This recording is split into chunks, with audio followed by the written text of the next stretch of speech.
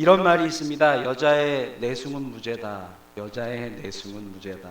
세상 속에서 이런 말이 근간이 있는데요. 그만큼 이 말의 뜻을 살펴보면 내숭은 여자들이 가지고 있는 본능 중에 하나다. 알게 됩니다. 예를 들어 여자들끼리 자기들끼리 있을 때는 순대도 먹고 곱창도 먹고 다 먹을 거 다 먹으면서 남자들 앞에서는 에휴 이런 걸 어떻게 먹어요? 정말 싫어요. 막 이러면서 이렇게 디스커스팅하다는 표현을 하는데 사실 아니죠. 내숭입니다. 흔히 여자들은 이슬만 먹고 산다 이런 이미지가 있는데요. 이런 이미지, 이 내숭의 이미지는 사실 남자들에게 보호 본능을 자극하기도 하죠. 그래서 남자들에게 이 본능이 자극되면 아무리 추운 날이라도 외투를 벗어줍니다. 여자들에게. 연약한 여인을 향해서 기꺼이 자기 여자친구를 향하여 겉옷을 건네주는 거 보면은 분명히 이 내숭이 워킹을 하긴 하는 것 같습니다. 여자들은 이렇게 남자들에게 겉과 속이 다르게 내숭을 떨어요.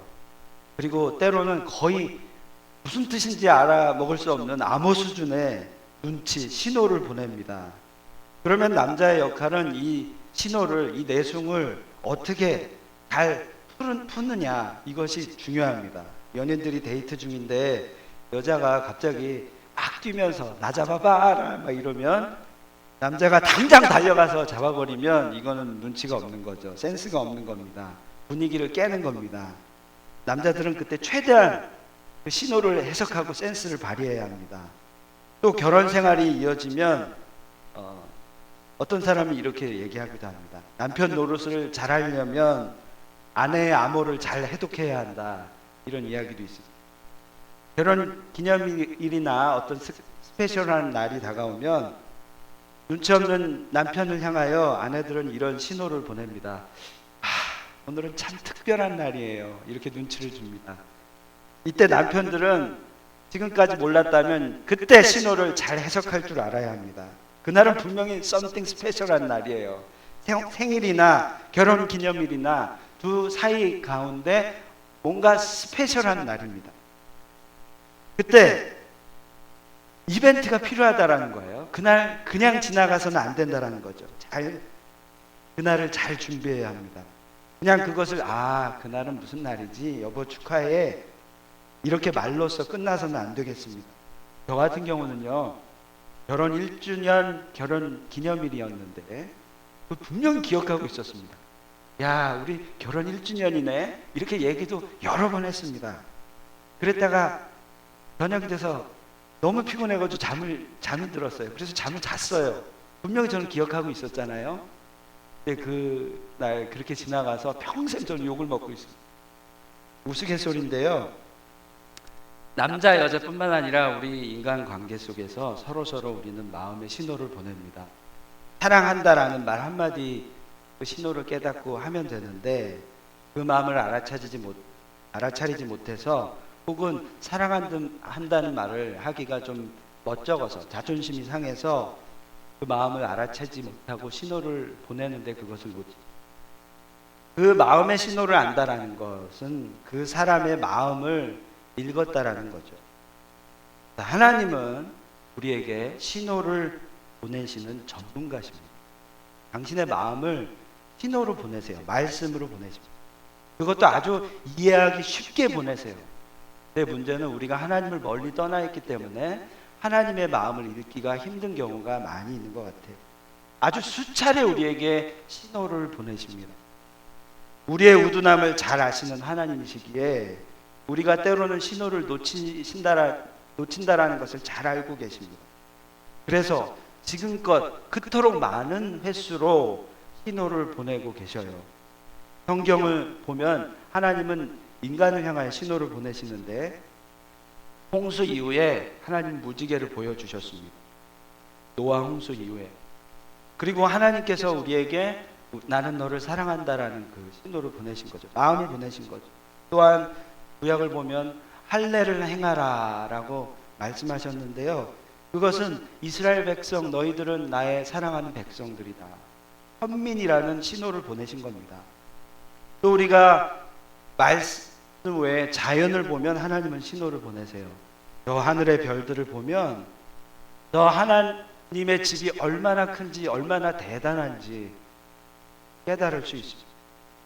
또 신기하기만 한 자연 생태계를 보면 하나님이 얼마나 우리들을 향해서 이 자연을 창조하셨고 우리에게 선물로 주셨는지 그 마음의 신호를 알 수 있습니다.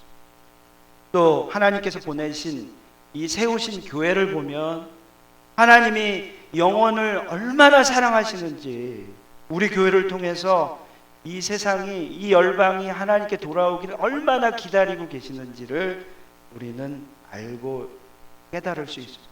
사랑하는 여러분, 오늘은 하나님께서 우리에게 보내주시는 신호에 대한 이야기입니다. 오늘 말씀 속에서도 하나님은 분명히 신호를 보내고 계십니다. 그것은 무슨 말씀이냐 하면 세상이 예수님을 조롱하고 있어요. 그런데 그 조롱 속에서도 하나님의 그 신호를 우리가 발견하고 있습니다. 그것은 가장 확실하고 매서운 신호라고도 볼 수 있습니다. 그게 뭔 줄 아십니까? 그것은 십자가 위에 빌라도가 명령한 손으로 쓴 세 개의 국어로 쓰여진 그 신호입니다. 나사렛 예수 유대인의 왕이라는 신호인데요. 이게 왜 하나님의 신호인지 말씀 속으로 들어가 보겠습니다. 자, 19절 오늘 말씀에 19절을 보시면 빌라도가 패를 써서 십자가 위에 붙이니 나사렛 예수 유대인의 왕이라 기록되었더라. 자, 나사렛 예수 유대인의 왕이라는 죄패가 십자가 위에 걸어졌습니다. 그것이 하나님의 신호라는 거예요. 한번 살펴보겠습니다. 로마의 총독 빌라도가 등장합니다. 자, 이 빌라도는 십자가에 예수님을 못 박도록 명령한 로마의 총독이었어요. 그는 이 죄패라는 것을 이 죄패를 달았는데 거기에는 다분한 의도를 가지고 있었습니다. 십자가 위에 죄패 글을 썼어요. 나사렛 예수 유대인의 왕 이렇게 말입니다. 그가 이렇게 한 의도가 뭐냐면요, 유대인들을 조롱하기 위한 의도. 이스라엘은 로마의 속국이었습니다.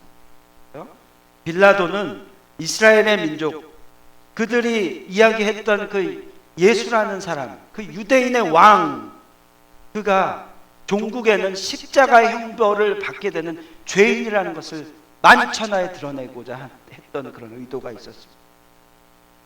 조롱이었어요. 빌라도의 조롱이었습니다.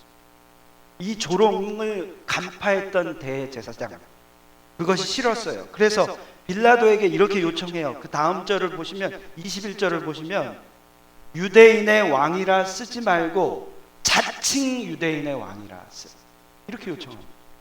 자칭이라는 단어 하나 때문에 예수를 조롱하게 되는 의미로 바뀌어지는 거죠.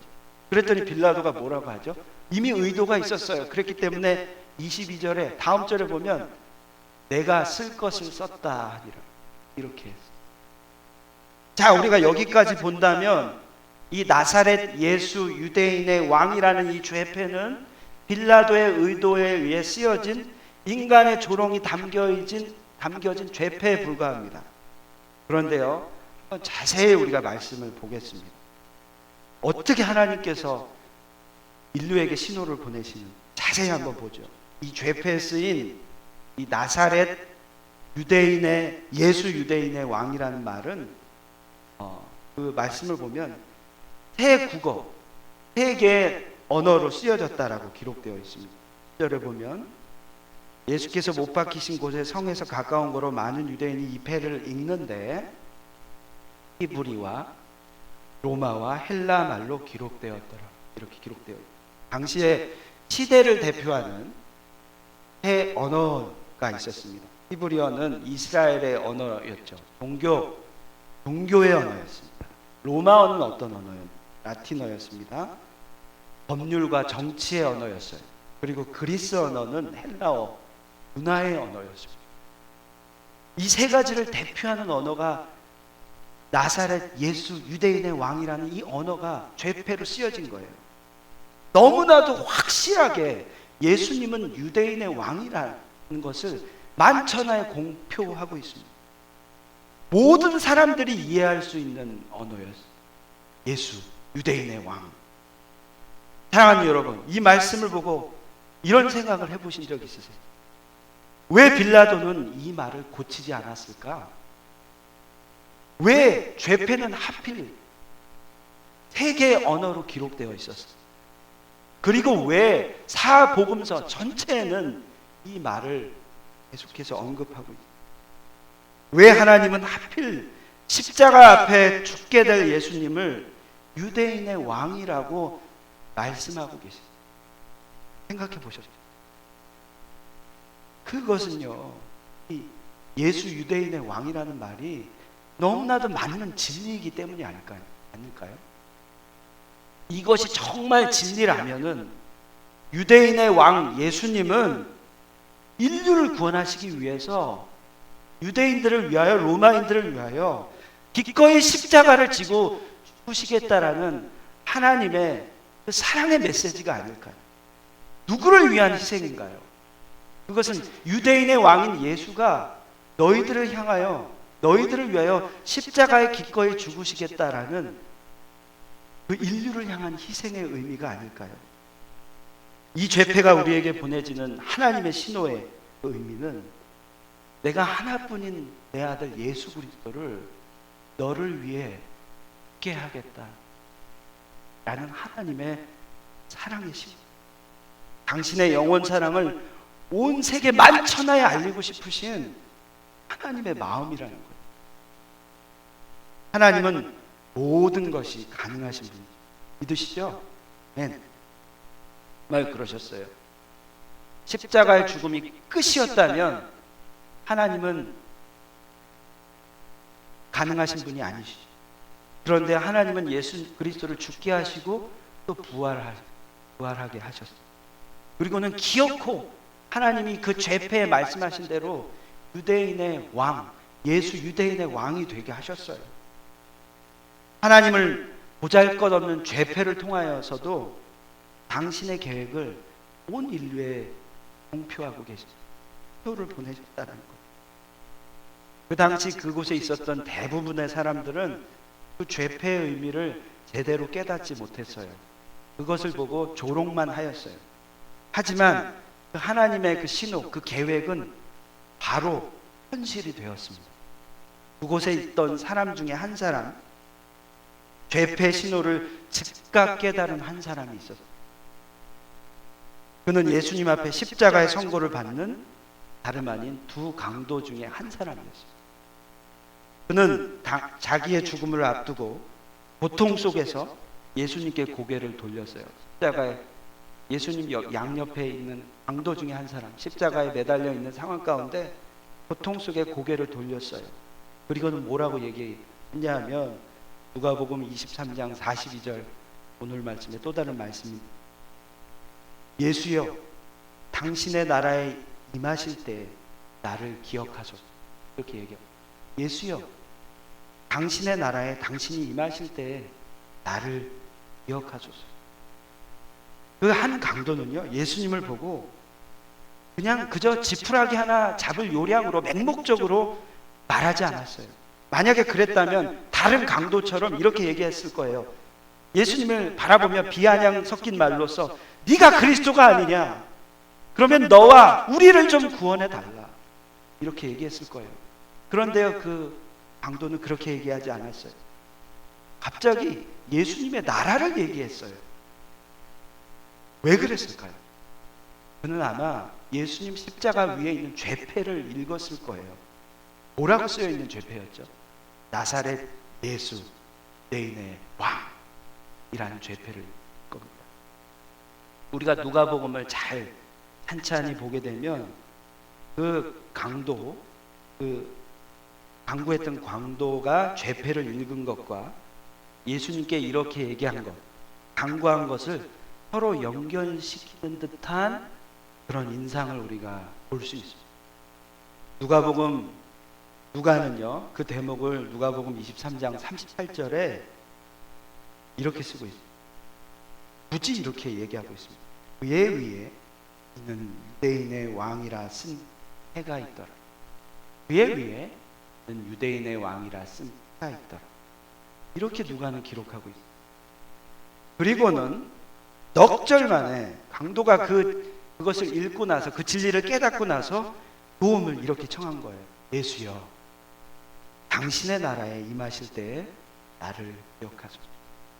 당신의 나라, 유대인의 왕, 당신께서 당신의 나라에 임할 때 나를.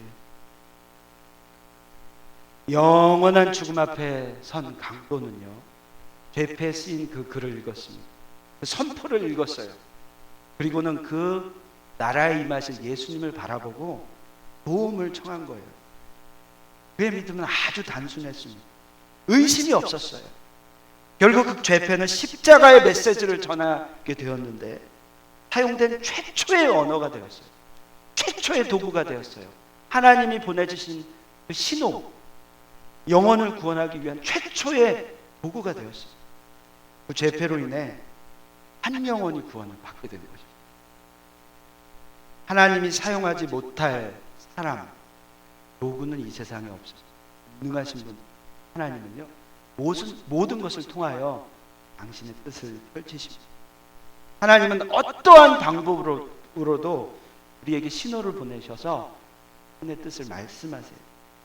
오늘 말씀처럼 하나님은 빌라도까지 사용하셔서 당신의 신호를 보내십니다. 빌라도는 복음을 전할 뜻이 없었어요. 전혀 없었어요. 빌라도는 아까 제가 말씀드린 대로 유대인들을 조롱하고 위협하기 위해서 죄패를 썼습니다. 하지만 하나님의 뜻은 다른 곳에 있었어요. 자신도 모르게 빌라도는 어떤 사람이 됐나? 천국의 메시지를 전하는 그런 자, 메신저가 됐어요. 그리고 그 죄패는 그것을 읽은 한 독자, 강도의 운명을 놓았습니다. 지금 하나님은 저와 여러분에게도 후장차 계속해서 신호를 보내고 계십니다. 무엇을 통해서? 말씀을 통해서, 자연을 통해서, 우리의 감정을 통해서, 기도를 통해서, 사람을 통해서, 심지어는 빌라도처럼 하나님을 전혀 알지 못하는 불신자를 통해서도 하나님은 저와 여러분에게 당신의 마음을 신호로 보내고 계십니다. 모든 통로를 통해 하나님 신호를 보내시고 우리는 그것에 응답하거나 그것을 외면합니다. 여러분 잘 아시는 전 MBC 앵커 출신이죠. 조정민 목사님. 지금은 이제 목사님이 되셔서 베이직 교회라는 교회. 그분이 어떻게 하나님을 만나게 됐는지 얘기 들으셨나요? 그분이 하나님을 만나게 된 계기가 있습니다. 또 MBC의 간판 앵커였어요. 저도 제 어렸을 때 기억이 나요. 조정민 앵커를 인도했는데 아주 똑똑한 사람이었어요. 외교학과를 졸업한, 세상에 자기의 논리에 이길 자는 없다, 교만이 끝까지 갔던 분이었어요. 그분이 어떻게 하나님을 만나고 목사가 되었느냐, 바로 아내의 기도를 통해. 어느 날 이제 주일만 되면 이제 쉬는 날이니까 골프를 새로 가게 됐는데 골프 게임이 캔슬되게 되면서 아내가 갔던 그 교회를 쫓아가게 됐어요. 새벽 기도였나 봐요. 다 같이 기도를 하는데 이제 기도가 끝날 무렵에 가게 됐는데 강단서부터 중간 끝에까지 모든 사람이 소리를 지르며 방언을 터뜨리며 기도를 하는 거예요. 그것을 본 MBC 앵커, 그 사람은 야, 여기는 완전 사이비 집단이구나, 이것의 문제를 찾아내야겠다 하고 취재에 들어간 거예요. 교회의 이 논리적인 이들을 다 만천하에 드러내겠다. 근데 이제 그 취재에 들어가면서 어느 날 예배 가운데 강력한 성령의 음성을 듣고 하나님을 만나. 놀라운 일이었어요. 근데 그것이 우연이었나 살펴보니까 우연이 아니었어요. 그 아내가 기도를 시작했는데 남편이 하나님께 돌아오도록 혼자 기도한 것이 아니라 모든 구역 식구, 목장 식구들이 함께 1년을 기도했대요. 조정민 목사님을 위해. 그것이 결실을 얻은 거죠. 사람을 통하여 하나님은 당신의 마음, 우연이 아니었죠. 여러분 잘 아시는 신학자, 기독교 변증가 C.S. 루이스는 어떻게 하나님을 만나고 회심하게 됐는지 아십니까? 황당해요. 친구를 통해 하나님의 음성을 들었는데, 하나님을 만나게 됐는데, 그 친구는 믿는 자가 아니었어요. 아주 냉소적이고 부정적인 에이티즘, 아주 과학자였는데 과학을 신봉하는 그런 사람이었어요. 근데 그 친구가 어느 신학자의 글을 읽고 이 말 한마디를 했대요. 같은 소리. 그 말 한마디를 듣고 도대체 이 복음이라는 것이 무엇인가 그때부터 연구하고 말씀을, 그리고는 시대의 유명한 기독교 변증가가 되었습니다. 하나님은 어떠한 방법으로든 우리에게 신호를 보내시고 말씀하셔요. 사람이 됐던, 심지어는 불신자가 됐던 하나님은 우리를 통하여 당신의 뜻을 드러내십니다. 최근에 저는요, 자연을 바라보면서 하나님의 살아계심을 아주 강력하게 느낀 적이 있어요. 여러분 햄버스 베이 다 가보셨죠? 해가 지는 선셋을 보게 되면 아주 해가 지는 모습이 너무나도 장관이에요. 어느 날 해가 지는 저 모습을 보는데 이런 생각이 갑자기 드는 거예요. 해가 뜨지 않거나 지지 않으면, 물론 그럴 수도 있겠죠. 이런 생각할 수도 있는데요. 여러분 우리가 과학 공부했잖아요. 해가 뜨거나 지지 않게 되면 지구는 끝나요. 멸망하게 됩니다. 모든 생태계는 다 먹이사슬은 다 끊겨져요. 그러니까 하나님이 저 해를 뜨지 않게 하거나 지지 않게 하면 우리는 심각한 문제를 직면하게 된다. 자연은 지금 우리를 향하여 속삭입니다. 하나님이 내가 너를 보호하고 있다. 너를 지키고 있다. 우리에게 말씀하고 계십니다. 하나님이 말씀하시지 않는 언어는 없습니다. 하나님은 늘 저와 여러분에게 신호를 보내고 있어요. 어떤 신호를 보낼지 세 가지로 좀 정리해서 우리가 생각해 봤으면 좋겠습니다. 첫 번째는 우리의 삶 가운데 하나님 신호를 보내시는데, 그것은 때로는 풍요를 통해서, 풍성함을 통해서 신호를 보내세요. 풍요의 언어입니다. 우리가 물질이 풍부할 때 하나님은 우리에게 하시는 말씀이 있으세요. 고린도후서 9장 8절의 말씀 가운데 이런 말씀, 하나님이 능히 모든 은혜를 너희에게 넘치게 하시나니 이는 너희로 모든 일에 항상 모든 것이 넉넉하여 모든 착한 일을 넘치게 하게 하려 하십니다. 우리에게 풍성이 넘치게 하시는 것은 무엇을 위하여? 모든 착한 일을 넘치게 하는 겁니다. 때로는 우리에게 하나님은 물질의 풍성함을 주세요. 근데 그 속에서 하나님은 우리에게 교만하지 말라고 하세요. 이것이 나의 능력으로 이루어진 것이 아니라고 말씀하고 계세요. 그 풍성함은 오히려 착한 일을 행하라 하시는 하나님의 음성인 거예요. 교만하지 말아야 합니다. 겸손해야 해요. 하나님이 주신 것이에요. 그 뜻을 우리가 분명히 보아야 합니다. 풍성함 가운데 하나님의 뜻을 발견해야 우리가 망하지 않습니다. 하나님 그렇게 우리에게 신호를 보내고 계세요. 두 번째로는 우리에게 궁핍한 삶을 주셔서 궁핍의 언어로 하나님 말씀하고 계세요. 그렇게 신호를 보내주셔요. 때로는 하나님은 우리에게 너무나도 부족한 삶을 주세요. 너무 부족해요. 이러다가 죽을 것 같다. 이러다가 망할 것 같다. 이런 위기가 올 때가 있어요. 그런데요, 하나님께 기도하면서 나아가게 되면 하나님은 우리가 감당할 시험만큼만 그렇게 상황을 예비하시는 것, 딱 필요한 만큼 채워주심을 통하여 하나님이 우리와 함께하고 있다라는 말씀을 주십니다. 물질에 어려움이 있을 때 하나님 저에게 이렇게 말씀하시는 거예요. 혜이야, 내가 너와 함께하고 있다.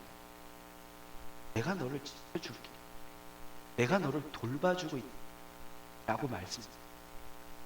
제가 지금 40대 초반인데요. 한참 고생할 나이에요. 생각해보면. 정말 고생해야 돼요. 지금 물질의 어려움을 겪어야 돼요. 하나님 그런 시간을 주신 거예요, 저에게. 다 각자 다른 상황 가운데 하나님은 때로는 우리의 물질에 연약함을 주세요. 부족함을 주세요. 그것을 통해서 하나님은 말씀하고 계신다. 사랑하는 누구누구야, 지금 내가 너와 함께하고 있다. 그럼 이것은 네가 감당할 만한 시련, 이것을 통해 내가 너와 함께하고 있다는 것을 알길 원한다 라고 말씀하고, 세 번째는요, 때로는 하나님은 아픔의 언어를 주셔요. 신호를 주셔요. 이 아프다라는 건 정말 피하고 싶은 거예요. 언어인 것 같아요. 아프면 아무것도 못하잖아요. 건강만 좀 하나님이 지켜주셨으면 좋겠는데, 하나님은 때로는 한 질병을 주세요. 근데 그 질병을 통하여 우리는 하나님을 찾게 되잖아요. 하나님을 만나게 돼요. 병원 복도, 아무도 없는 외로운 복도, 그 병실 안에서 하나님을 우리는 찾게 되고, 속에서 우리는 하나님의 음성을 듣게 됩니다. 연약해질수록 우리는 세상에 소망이 있는 것이 아니라 저 천국의 소망, 육신은 때가 있구나. 그러나 하나님이 우리 그날에는 천국에서 영원히 주님과 함께 살겠구나 라는 깨달음을 주신 32편 8편에 형 기자가 이렇게 얘기합니다. 내가 내 갈 길을 가르쳐. 하나님은 우리에게 병약의 연약함을 통하여 당신의 갈 길을 가르치고 계십니다. 지난번에도 제가 말씀드렸는데요, 김동호 목사님 폐암 지금 일을 겪게 되면서 항암 치료를 받고 계십니다. 매일마다 날마다 기막힌 새벽이라는 말씀 전해주고 계신데, 그분이 간증 가운데 폐암 겪게 되면서 이런 기도를 하게 됐대요. 불평이었죠. 하나님, 왜 하필 접니까? 하나님, 왜 하필 저에게 이런 병을 주십니까? 네, 이런 기도 가운데 이런 생각이 갑자기 드시더라고요. 그럼 왜 하필 그죠? 내가 아닐 수도 있다는 것을 이제 깨달은 건데요. 나일 수도 있지. 이런 생각을 갑자기 하나님께서, 내가 아닐 이유는 없다라는 거죠. 하나님은 때로는 우리에게 병을 주시기도 하고 고난을 주시기도 하고, 그래서 하나님께 더욱더 가까이 오길 원하시는 거예요. 그리고는 우리가 종국에는 믿음의 길을 가게, 성장케 이렇게 하신다라는 겁니다. 왜 하필 접니까가 아니라 하나님 저일 수도 있습니다. 그러나 하나님 저를 사랑하시는 것 내가 압니다. 이렇게 고백하게 만드시지. 말씀을 맺겠습니다. 오늘 말씀, 예수 유대인의 왕이라는 그 죄패, 그냥 넘어가는 그냥 한 마디가 아니라 하나님의 신호로 듣길 원합니다. 예수님, 우리가 모시는 주님은 유대인의 왕이십니다. 하나님 나라의 왕이십니다. 너무나도 극명하게 그것을 하나님은 우리에게 보여주고, 우리의 삶에는 늘 하나님의 신호가 있습니다. 사랑하는 누군, 내가 너를 사랑한다. 그래서 너를 구원하기 위해 십자가에 못 박힌 예수 그리스도 사랑하는 내가 했단다. 그 부드러운 음성을 듣는 저와 여러분, 말씀을 통해, 기도를 통해, 사람을 통해, 자연을 통해, 때로는 불신자들을 통해서까지도 말씀하시는 그 음성을, 그 신호를 저와 여러분이 되었으면 우리 함께 찬양했습니다. 계시록 3장 20절에 이런 말씀, 볼지어다 내가 문 밖에 서서 두드리노니 누구든지 내 음성을 듣고 문을 열면 내가 그에게로 들어가 그로 더불어 먹고 그는 나와 더불어. 누구든지 내 음성을 듣고 문을 열면 내가 그에게로 들어가 그와 함께 하신다는 예수님은 예수가 우리를 부르는 소리, 그 음성 부드러워 문 앞에 나와서 사면을 보며 우리를 기다리네. 우리의 마음 문 앞에 하나님의 음성이 우리를 기다리고 있습니다. 우리를 부르시고 계십니다. 그 음성을 듣고 나아가는 저와 여러분이 되길 바랍니다. 그러한 마음으로 함께 우리 찬양하겠습니다.